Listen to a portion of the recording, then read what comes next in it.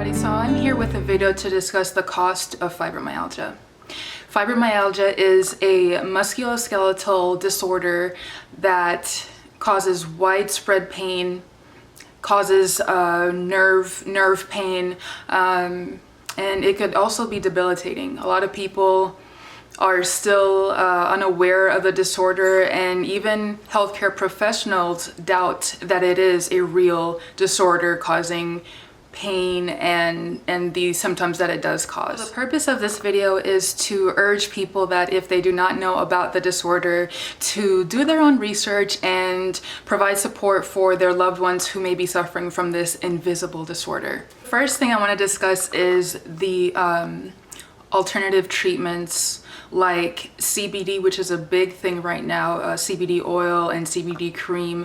It is derived from the marijuana plant, but it's said to provide a lot of healing properties for people that suffer from chronic pain and fibromyalgia, and that stuff can get pretty expensive. So the oil, I use the oil, and the oil can be anywhere from $60 to $110, somewhere in between there. And then if you want to also get a cream for rubbing into the areas that are swollen or you know, painful, the cream can cost another $100 to $150, which is expensive, and then also considering how often you use the product.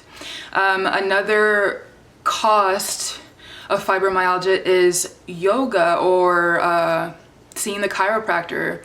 I just started implementing yoga again into my life after taking a long break, but I'm hoping that the effects of yoga will really help me out with chronic pain, so I can be more productive in the long run. Yoga classes could be, you know, for unlimited times of going. It could be sorry, my dog. It could be $100 a month on average, and then seeing a chiropractor can be on average of $50 each time you go.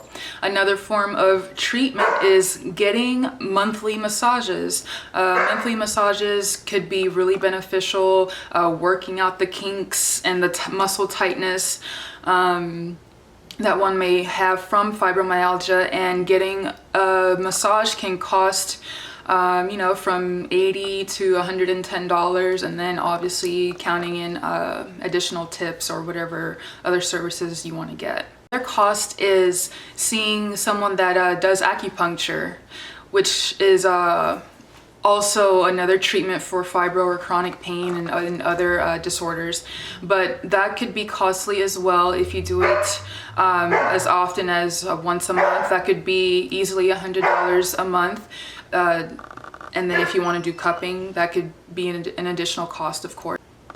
Another cost is diet. So I've had to slowly implement different substitutes for the things that I was eating in the past. For example, pasta.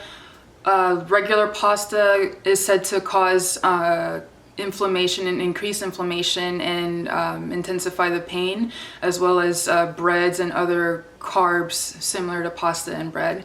So buying lentil pasta is more expensive, and buying other foods to substitute the ones that you used to eat will increase the cost. Another cost is mental health. Now, there's been a lot of research supporting the correlation between fibromyalgia and chronic pain and depression, anxiety, and other mental health associated illnesses.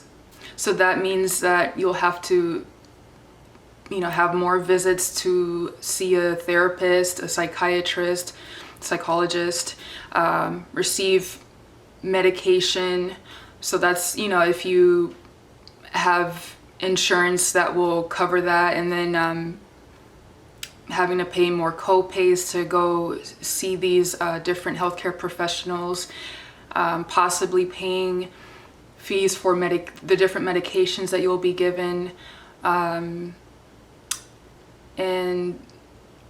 thankfully for me, I am a veteran, so I do get health care from the VA, so I don't have to spend money on those things. But that can also add up greatly if you're dealing with a lot of depression and anxiety, especially from feeling low, feeling like you can't do things on your own. You have to depend on others to maybe help you walk around, do daily activities, simple activities like cooking, chores, things like that. Lastly, there's the cost of depending on others. Now, this one is a really important one because people with fibromyalgia or other chronic pain disorders do have to sometimes rely on other people. Now, there may be days where you are, very debilitated, that you cannot even get out of bed and you just want to lay down and rest all day. There's times where you won't be able to get any sleep. There's times that I've only gotten 2 hours of sleep and had to work and was miserable for the rest of the day. There's times where you won't be able to drive and you need to count on others to drive. There's times where you may not be able to cook for yourself. And recently I've had my own experience with even lawn care, doing your own yard work. So that's another cost, having to pay someone else to do lawn care because you can't, because the activity, especially in the heat and humidity, may aggravate your fibromyalgia, causing you to sustain a flare-up, and then decreases productivity for the rest of the week or even longer. So counting on others is a big deal. You want to find someone that will understand. Like for example, for me, my husband's great and understands that I deal with this pain and I need to count on him sometimes to help me, and I don't want to ever feel like a burden, but sometimes that's just the way that it is. Thankfully, he understands that, and he married me this way. So it's very important that you're aware of your loved one's condition and what they're going through, because it can be very daunting, and it's not like they want to impose on other people either, but sometimes that's just the way that it goes.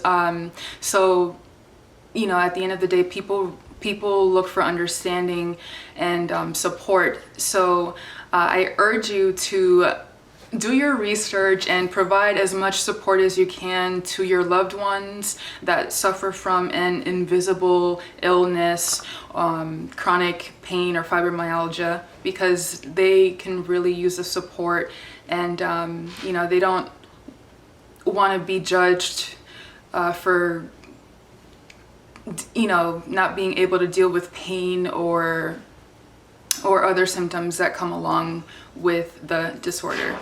So let me know your thoughts down below in the comments section. Do you know someone that deals with fibromyalgia? Do you know someone that has any other chronic illness, invisible illness, that you may want to learn more about? Let me know your thoughts down below. Hello everybody, if you've liked the content that you've seen here today, don't forget to like, subscribe, and share. Bye.